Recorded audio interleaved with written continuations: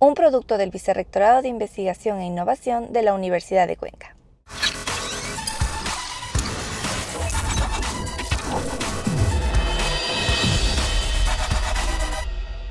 Estamos en un momento en el que la educación avanza a pasos lentos, pero que necesita muchísima más fuerza, muchísima más sistematicidad. Eso hace que estemos en un momento muy ambiguo, en donde es evidente que los adolescentes y los niños necesitan educación sexual integral.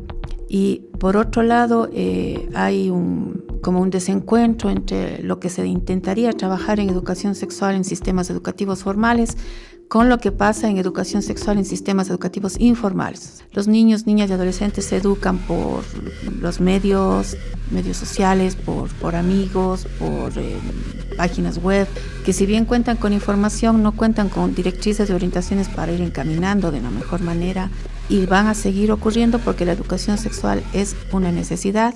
Bueno, en su momento el proyecto, como usted sabe, era visiones de padres, de familia y docentes de niños de 6 a 12 años.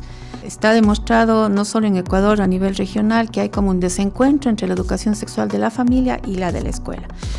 Por otro lado, las cifras sobre los estudios de educación sexual en la niñez en nuestro contexto son muy pocas. Hay muy pocos estudios. Entonces, el proyecto lo que queríamos en primera instancia era conocer, identificar cuáles son las visiones de los padres y de los docentes respecto a la sexualidad y a la educación sexual para niños de 6 a 12 años, dado que esta es una edad que se suele considerar asexual. Queríamos entender cuáles eran sus visiones, para, a raíz de eso, una vez que sepamos qué terreno pisamos, diseñar una propuesta de formación, de capacitación.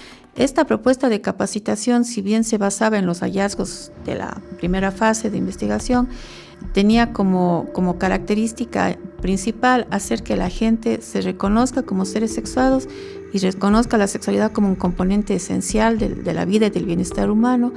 En el momento en que los docentes y eventualmente los padres tengan una mirada positiva de la sexualidad, podrían manejarlo o abordarlo de esa manera también con los niños.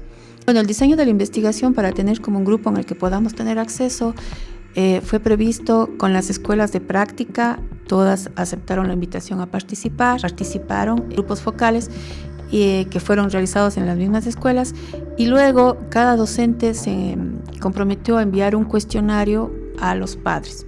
Yo creo que como algo positivo es que hay interés de los docentes, hay interés de los padres en el tema de la sexualidad.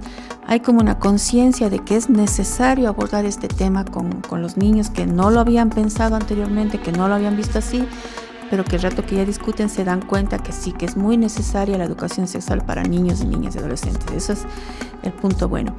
Pero, sin embargo, hay mucho temor, mucho miedo, sobre todo miedo basado en mitos, ¿no? De que si yo trabajo educación sexual con niños, les estoy despertando a que vivan la sexualidad.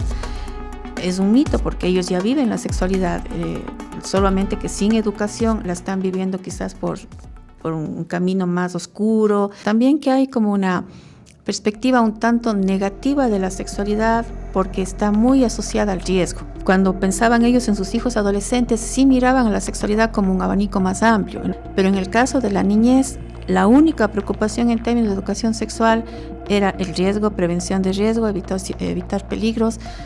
Y ese perder el miedo a hablar de sexualidad va a pasar solamente cuando yo me reconozca como un ser sexuado, como que la sexualidad es parte de mi vida. Y todo eso no se puede hacer, no va a llegar solo a los padres, no va a llegar solo. O sea, hay que buscar información, hay que buscar ayuda, hay que buscar fuentes confiables.